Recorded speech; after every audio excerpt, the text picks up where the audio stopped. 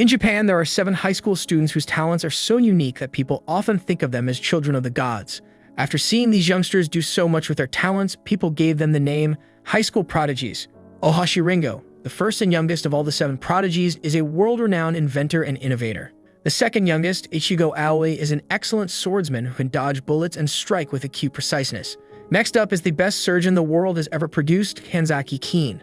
The fourth person is a money magnate, a dude who has a foot in about 30% of the entire world's monetary trades, Sonata Masato.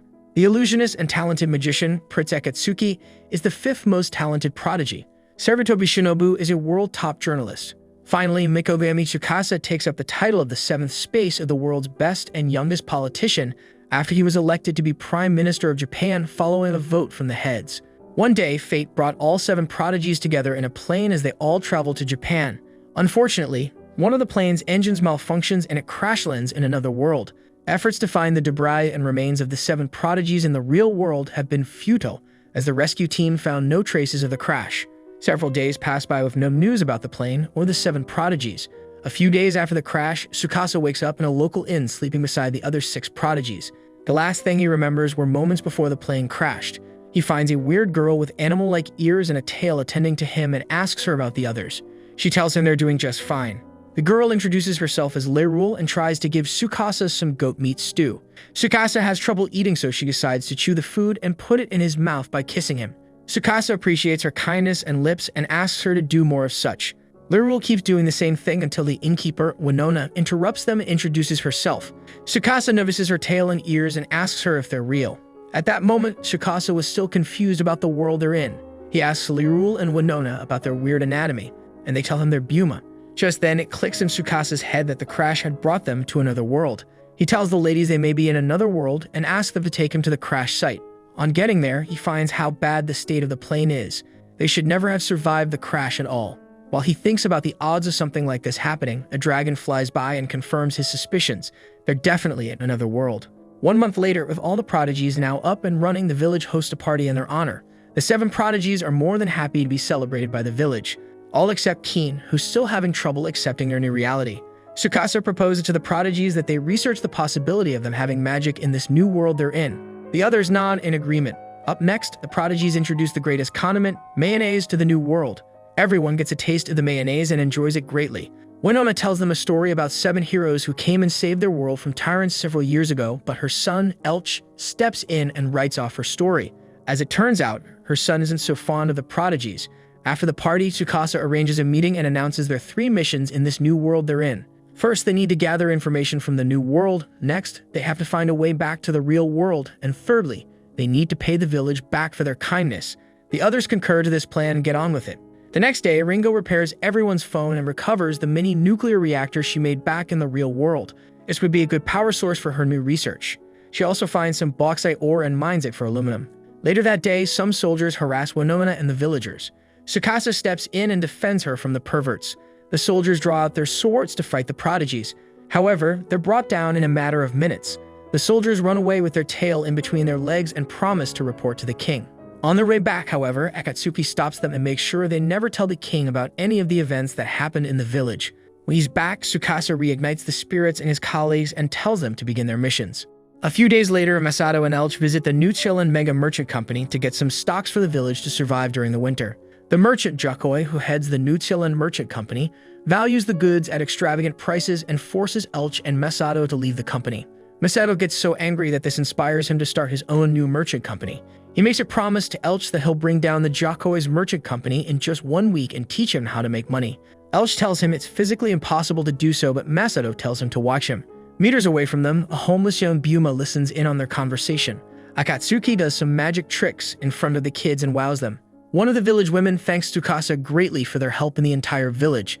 Tsukasa tells her they're just doing their best to repay them for their kindness. She tells him about their dwindling supplies and wonders what the best course of action would be. Tsukasa tells her not to worry as Masato would find something to do about it. Winona interrupts them and tells them about the terrible merchant Jakoi who keeps hiking up prices of goods all year round.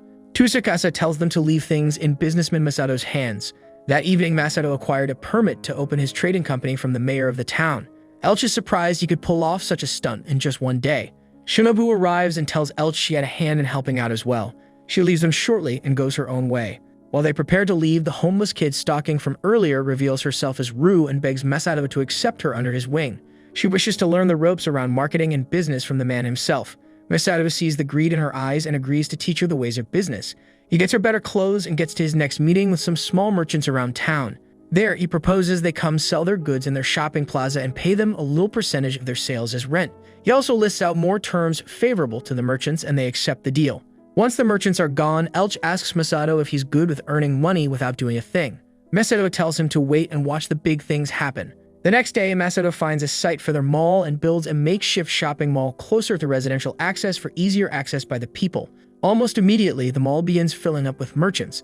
Masato tells his apprentices it's time for the hard part. Now they have to make sure the merchants make sales so they can have money to pay them. They stay in the stalls and wait for the customers to come. Some hours later, people begin to notice the mall. They see how cheap the prices are and decide to try buying stuff. Soon, the whole mall is filled with people buying different stuff. Shinobu calls Masato to give an update on Jakoi's dirty business. He tells her to arrange some carts so they can transport supplies to the village. That evening, the village begins filling with supplies and everyone is happy once again.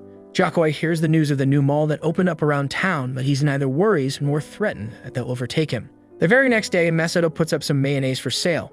The townsfolk love the new stuff and buy all of it before the day ends. Later on, the captain of the merchant fleet, Sea Serpent, visits the shopping mall to try out their mayonnaise. Unfortunately, there's none for sale. Masato arranges a meeting to talk business with the captain, which ends on a good note. The next day, the captain makes a deal with Masato. On the night of the second day, Elch and Ruse sit on a cart full of gold coins as they just made a fortune in a few days. Shinobu visits them and tells Masato that Jakoi plans to build another market in the central plaza to take back his customers. The next day, Ringo finishes her new aluminum alloy shovels. She shows them to Tsukasa, who commends her efforts. They then continue talking about Masato. Tsukasa tells Ringo about Masato's resourcefulness and reassures her they would do all it takes to get her what she needs for her projects. After their meeting, Tsukasa returns to the village only to find out it's already snowing.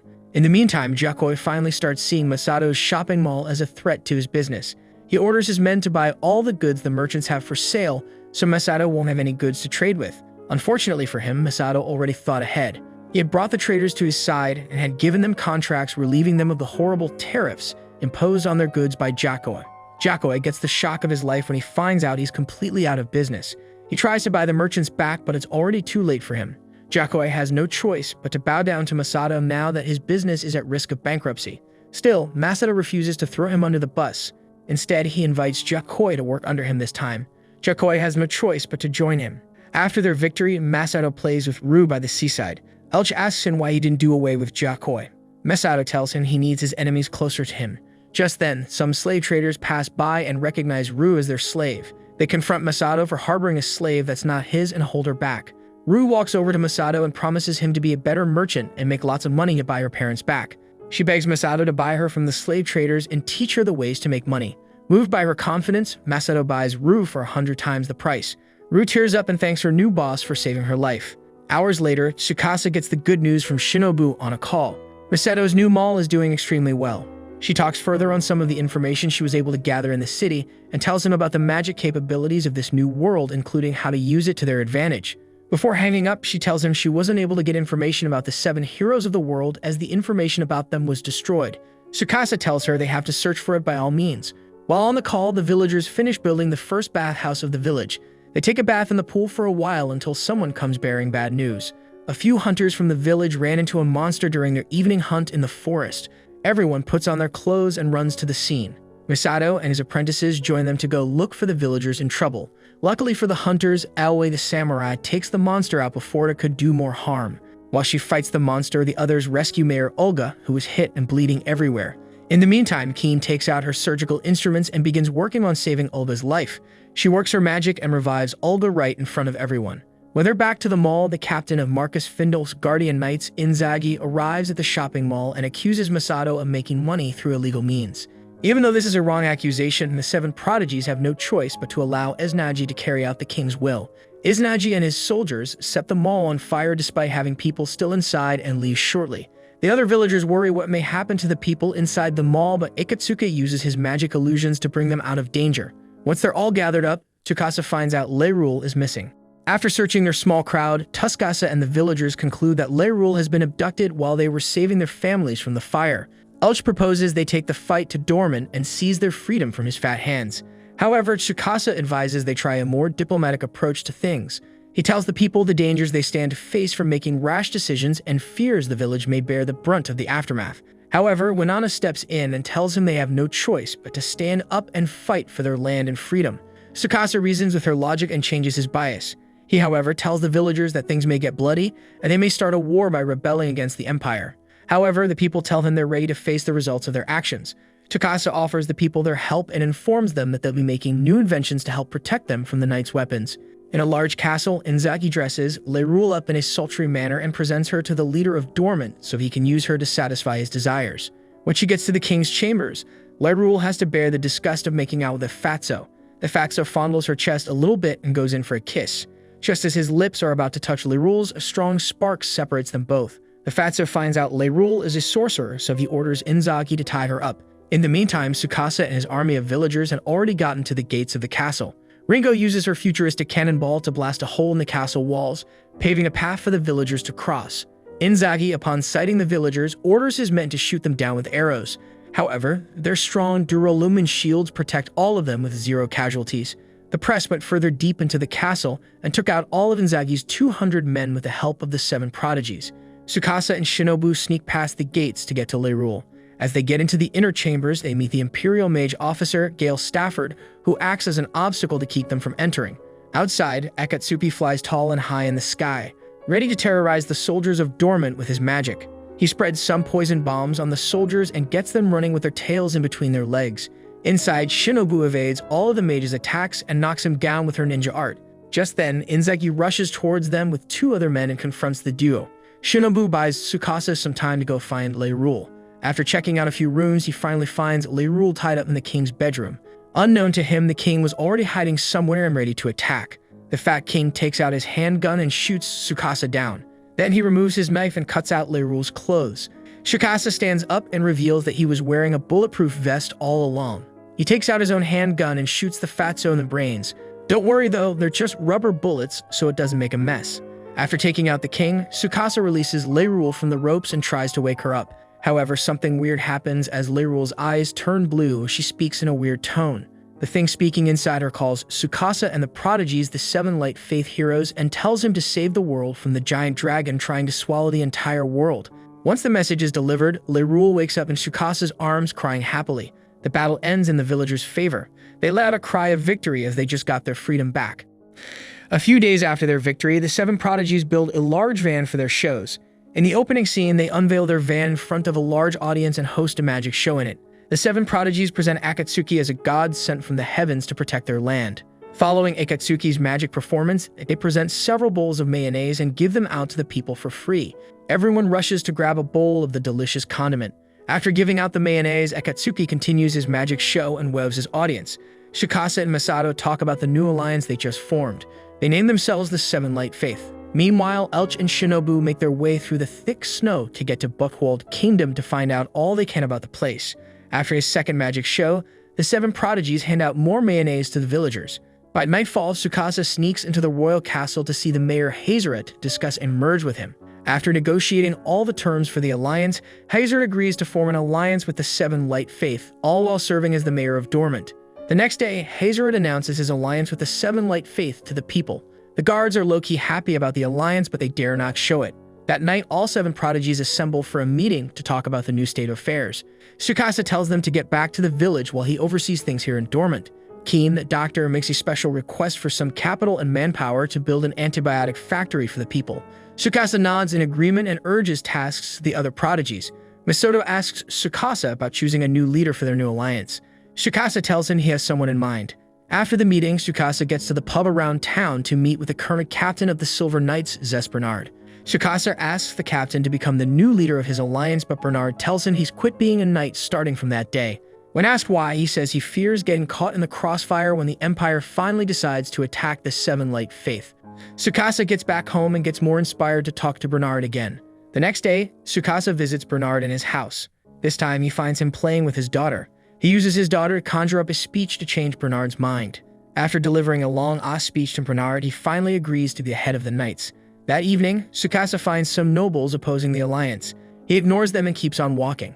Elsewhere, Shinobu dresses as an escort and gets information about Butchword from the knights in the pub. She finds out about Duke Gustav, the Lord of Gustav, who is a perfectionist and the Emperor's war general. Shinobu gets home and informs Elch about the Duke. Now they have to get to Gustav and find more information about the Duke. In the final scene, Gustav beheads one of his knights for his failure to capture one of the 7 Light Faith members.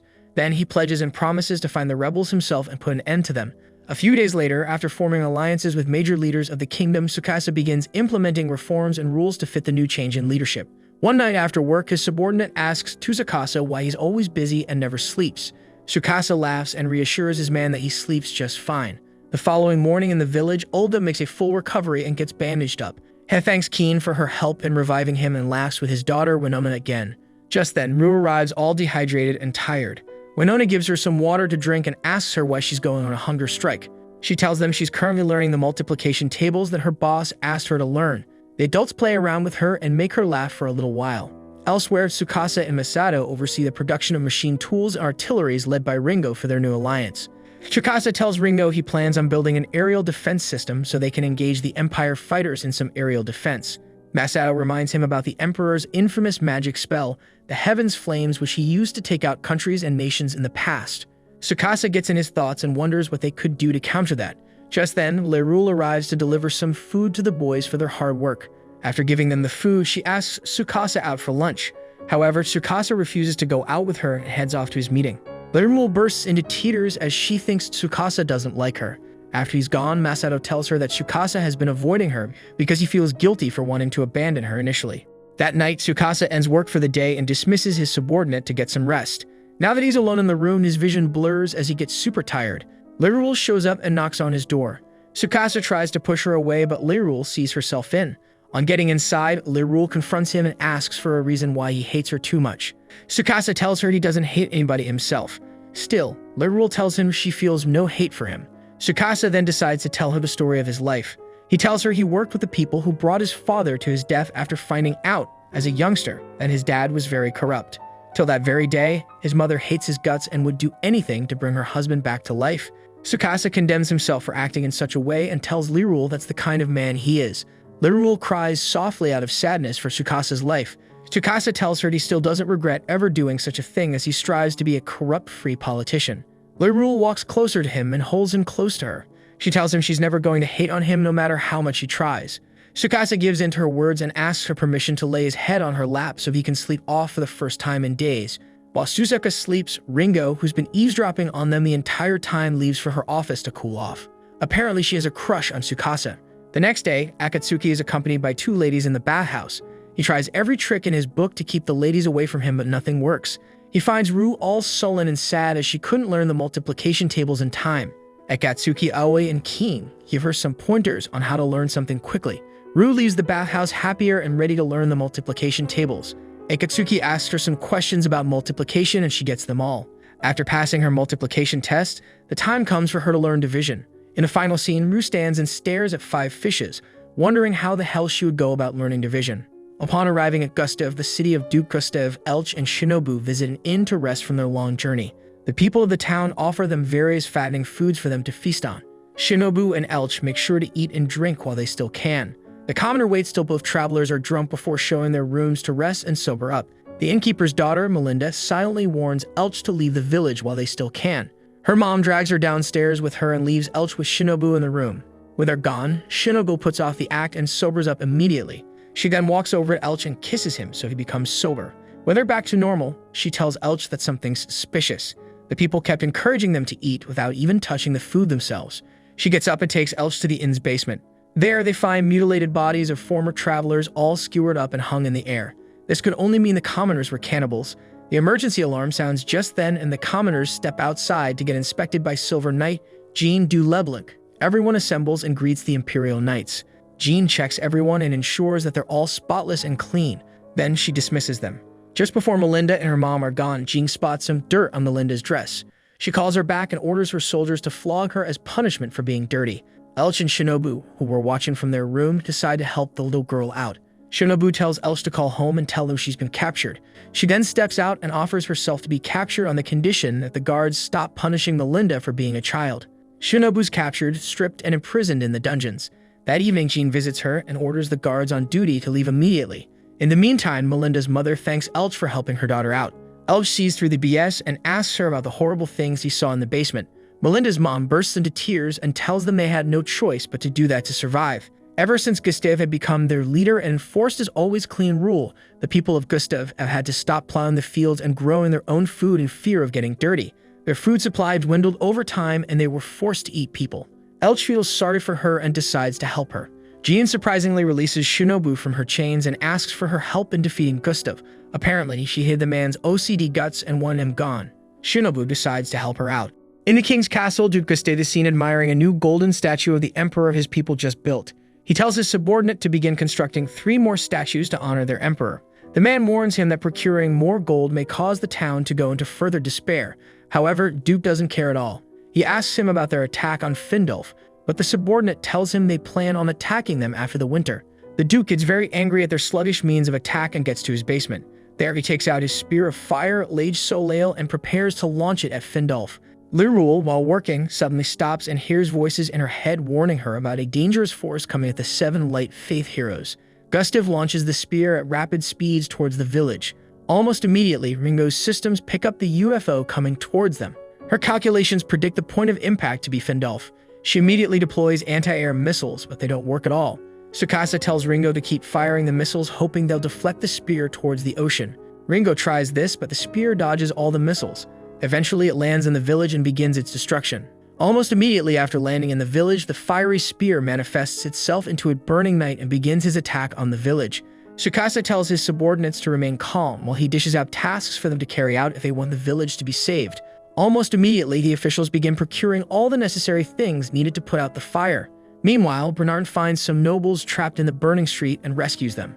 The nobles ask him why he saved them. Bernard tells them he's only fighting for a future where everyone is equal. The attack on the village continues as 5 out of the 7 prodigies arrive on the scene. While they think of how to stop the fires, Lage Soleil releases trapped spirits and spreads them into the village. These spirits manifest and take the form of humanoid burning zombies. Then they begin touching and burning everybody. Tsukasa evacuates all those left unharmed from the fire and takes them to a ruin just outside the city. There, Lyrule rushes towards them and tells them about a way to destroy Lage Soleil. If it could destroy the spear's lance, the curse on the spirits would be dispelled and all the trapped spirits would be freed once again. Lyrule freaks out as she herself doesn't understand how she got to know such stuff. Tsukasa thanks her and explains his new plan to Ringo. Since the spirits bound the spear are now scattered around the city, they stand a better chance of destroying the spear now. This only leaves one thing: with so much fire burning around the spear, any missiles targeting system is sure to fail and get thrown off track. If only they could get a system that could get the missile close enough to hit the lance. There's a deafening silence and Aoi, the samurai, volunteers to redirect the missile towards the lance. Tsukasa lets her up as they all have no choice now. Aoi covers herself in cold water and gets ready for the missile launch. When Ringo launches the missile, Aoi runs along with it, holding it and using the missile's fuel as thrust to increase her speed. Aoi shows incredible strength and stability as she redirects the missile away from all the obstacles until she gets close enough to let it go. Lage Soleil notices something coming for him, so he deploys all the countermeasures he can to ensure that the missiles don't hit him. Unfortunately for him, Aoi is a samurai one shouldn't mess with at all. She successfully redirects the missile and destroys Lage Soleil. Back in the castle, Gustave gets a share of the damage done to the lance and loses his 2 arms. The spirits who were trapped in the lance are finally free to go and rest in peace. They thank the 7 Light Faith warriors and ascend into the heavens. Tsukasa gets his time alone with Lyrule and tells her his missions for the village's future once again. He pledges to make sure such a disaster would never happen again.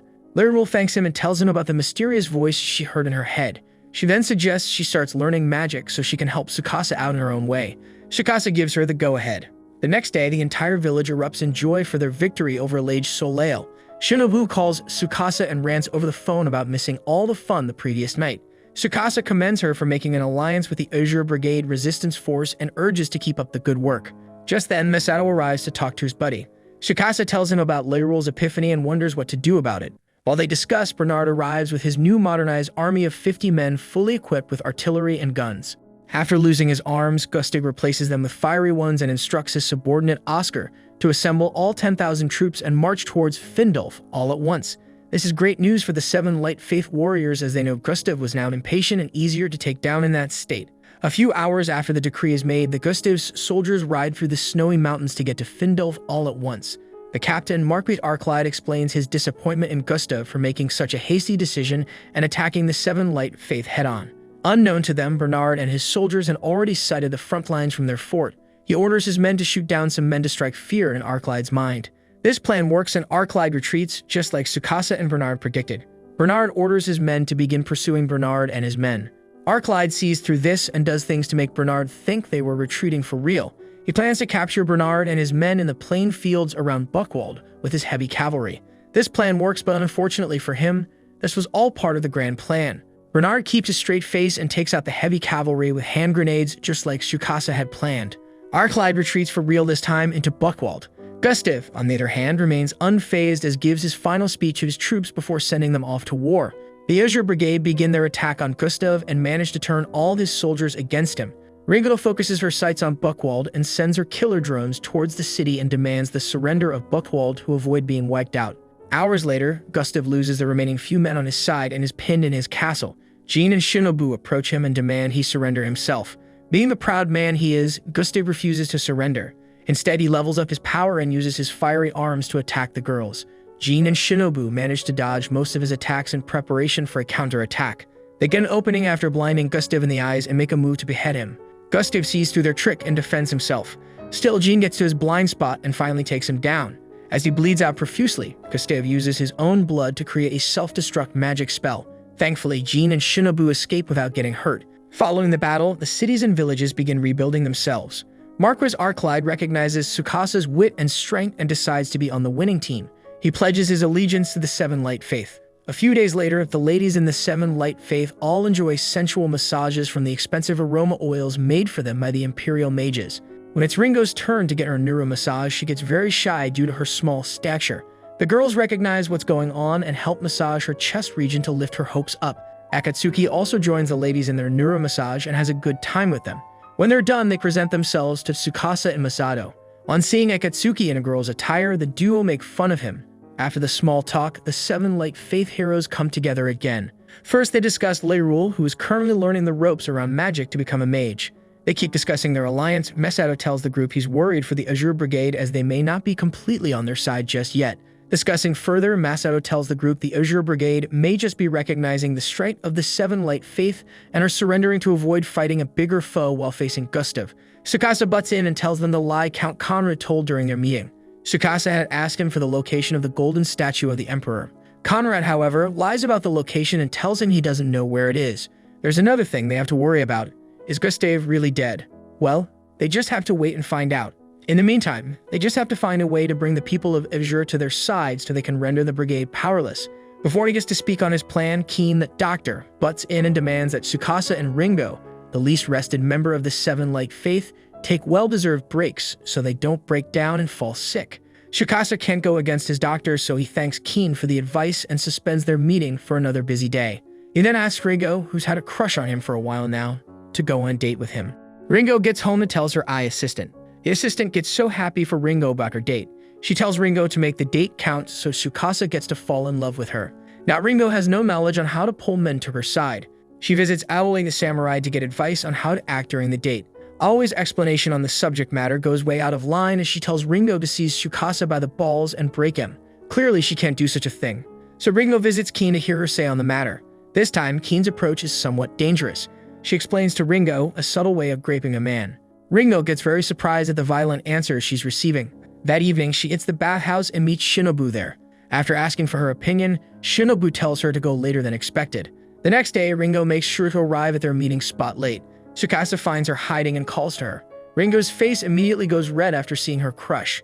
People also start flocking around them as they recognize them both as members of the Seven Light Faith. Firstly, Tsukasa takes Ringo to a clothing shop to change their clothes. After getting into new clothes, Ringo's face lights up red as Tsukasa appears cuter than ever. Tsukasa walks through town, turning women's heads. While they walk, Ringo remembers Shinobu's second tip, which is to hold her crush's hand when they walk together. To do this, Ringo decides to slip and fall into Tsukasa's hands. Tsukasa picks her up and takes her to a diner to eat lunch. There, Ringo remembers the third trick, which is the indirect kiss moment. Ringo tries her best but ends up switching wine cups with Tsukasa. Ringo faints shortly and recalls her younger times. Apparently, Ringo was the result of a genetic experiment her mother carried out on herself. A few years after being born, Ringo begins to solve heavy calculus and quantum equations. She received her first scientific award at age 6 and got it 3 times in a row. This made her mom jealous of her success and abandoned her later on. Ringo goes on to live her life like an orphan until she meets this strange boy from school. Tsukasa from that time would get spoiled electronics and give it to Ringo for repair. This went on and on until Ringo had to refuse fixing things for him. One day after school, Ringo finds Tsukasa at an electronics shop telling the owner he won't be able to fix his things anymore. She spectates the owner and Tsukasa talks about how talented she was. Just then, Ringo wakes up on Tsukasa's laps on a bench facing the ocean. She laughs and gets thankful she was able to get this close to the love of her life and be with him, even if the feelings seem one-sided. Ringo takes a selfie with Tsukasa and gets to smile again with the love of her life. She gets up and thanks Tsukasa for the date. Tsukasa accepts her thanks and makes a huge request from her to build something great. That night, Ringo gets back home and begins work on the project immediately. While Ringo works on the project, Tsukasa phones Shinobu to ask about the state of things at the Azure Brigade. Shinobu tells him that Conrad just left to see the Emperor to pledge his allegiance to the Empire. Tsukasa tells her to be very careful of the brigade members as one wouldn't know what they all had planned in store for the Seven Light Faith. The following day, the villagers fall victim to the deadly infection miasma. Now Keen's antibiotics should heal them up just nicely. However, she's run out of stock and wouldn't be able to produce more antibiotics to treat the villagers until the next batch is completed. Sarenchis, head of the medical guild in Gustav's nation, arrives with his minions and tries to sell opium, his dangerous new drug, as medicine to treat the miasma. He bashes the Seven Light Faith for failing to treat their own villagers and advises them to buy the drug he's marketing instead. Thankfully, Keen arrives just in time to stop them from selling such a drug to the villagers. She tells Sorrentius to give her a few days to come up with an entirely new drug to treat this plague. Sorrentius and men laugh at the impossibility of this happening and take their leave. Keen uses acupuncture to reduce the infected villagers' pain. Then she gets on with synthesizing the antimicrobial magic bullet drug, sulfonamide, with the help of Findolf's brand new mage, Lerule. In a matter of hours, Keen gets all the materials she would need to completely synthesize the magic bullet and successfully creates pink sulfonamide crystals from coal, sulfuric acid, and ammonia water, which smells like pee. When she's done, she administers the drug to the sick villagers and they get healed. Melinda's mother thanks the Seven Light Faith heroes for helping her daughter get healed up. Keen doesn't take up all the credit. Instead, she shares them with the other villagers. Sorrentius and his minions, after seeing the miracle happen, come up with an evil plan to poison the new medicine stock and kill some villagers just so Keen loses credibility. Luckily, Keen has been tracking them. She waits until they're done talking out their evil plans before she paralyzes their nerves with paralyzing medicine. Then she threatens the life out of Sorrentius and makes him promise never to do such a thing ever again. The next day, Sorrentius switches sides and promises to help Keen out with all her research. His minions are even surprised such a thing could happen, but they have no choice but to obey him. Elsewhere, Conrad faces General Nero to pledge his loyalty to the Emperor. Nero lets him know that, although he accepts his wishes to become one with the Empire again, the Seven Light Faith must go. Conrad says he'll do anything to let that happen. Nero smiles and presents a masked mage to serve under Conrad's disposal. The mage arrives and forges Lage Soleil right in front of everyone, striking fear into Conrad's heart. Nero places the mage under Conrad's disposal and tells him to take down the Seven Light Faith Knights. Ringo completes the new Tsukasa asteroid build. Tsukasa checks it out and explains some of his values to her before letting her go. In the next scene, Jeannie is seen making her prayers to the great statue of Count Bumhart. Razenak, one of the captains of the Knights, arrives with his guards and informs Jean of Conrad's rebellion. Jean suspects they may try to kill her then, so she attacks them hoping to escape. Unfortunately for her, Razenak's men were stronger. They pin her down and prepare to do vile acts on her before killing and disposing of her. Razenak leaves her to his men to enjoy. Just as they're about to begin their vile act, Shinobu arrives and saves Jean from the greatest embarrassment of her knighthood. Together, the two ladies work together to completely take Razenak down. Once they're out of danger, Shinobu takes Jean to the underground shelter of the Azure Brigade to show her Conrad's secret, a statue of the Emperor. Jean breaks down when she finds out Conrad was lying to her all this while. Shinobu offers her sanctuary with the Seven Light Faith and quickly hide as they hear Count Conrad approaching the shelter with a masked mage. Shinobu and Jean get to witness the masked mage reveal his true identity. After finding out Conrad broke the Emperor's golden statue, he gets very angry and reveals his true self so he can carry out his punishment on Conrad. The two ladies find out that the masked man is actually Gustav. Seems like he was brought back to life with some kind of red gem on his chest which replaced his heart. He sees the two ladies hiding nearby and attacks them fully. Shinobu and Jean quickly get on horses and begin riding towards Findolf to warn the others of the impending danger. Unknown to them, Tsukasa had already fired the nuke towards Gustav's location. While the maniac proclaims his love for the Emperor, the nuke hits Azure's brigade and blows him up. Jin and Shinobu both watch the entire brigade grounds erupt in flames as the thunderbolt reduces it to ashes. Even the villagers from Findolf can see the cloud of fire far off in the horizon. Ringo and Tsukasa finishes up their work and toast to a new world of diplomacy and equality. Tsukasa tells Ringo they have to keep up their strength so they'll be able to keep running freely and fairly. Ringo gets very impressed and thanks Tsukasa dearly for being the true leader of the new world. The next day, Tsukasa is called upon to give a speech to the entire village and reignite their spirits. Tsukasa tells the village about their new alliance with the four great kingdoms of the north and also recounts their victory over their enemies the previous night. He then ends his speech by proposing to the people that they form a republican nation where everyone can make decisions for himself and don't have to bow completely to the nobles or become peasants. The people get so mustered up that they all hail the new rulers of the republican nation, the Seven Light Faith. Their victory is short-lived, however, as Gustav shows up in his fiery form. This time, he changes his form and morphs into a full-blown monster on 2 legs. Aoi and Shinobu try to destroy the red gem on his chest, but Gustav knocks them out. Aoi gives her all into one last attack and manages to crack the gem on his chest. Unfortunately, her sword breaks and she's blown away. Gustav makes his move towards Tsukasa, who was still standing on the platform. Tsukasa takes out his gun and keeps shooting the chest region repeatedly until a bullet hits it and takes it out. Before he disintegrates, Gustav gives Tsukasa a final look and calls him a weak man. He gives him a little more time and tells him he'll soon understand why he himself follows the Emperor so. After that, he disintegrates and dies. Several miles away from Findolf, Kaguya, Shura, and Hibari, 3 warrior ladies recognize the dawn of a new wind. A dude also joins them and smiles over the new world formation. Tsukasa wakes up the next day after having a nightmare about himself and colleagues. He remembers the words of Gustav and reminds himself that he's not as good a prodigy as the other 6 alongside himself. Nonetheless, he acts like the perfect man and gets down to eat some breakfast with his peers. He sets his eyes on some mayonnaise and digs in for a feast prepared by Winona at her father, Olga's house. Rue packs up a whole bunch of mayonnaise on her toast. Lirul and Ringo sit next to Tsukasa and offer him some food to eat. Tsukasa suddenly remembers his friends. He smiles and forgets all that Gustav said to him. Then he proceeds to tell his peers about the new policies of the new world they're creating before eating their breakfast. If you like this recap, do let me know in the comments and obviously leave your like too. Do not forget to share with your friends and subscribe. Above all, activate your notification bell so you don't miss the next recap when it drops. Until next time, do take care and stay safe.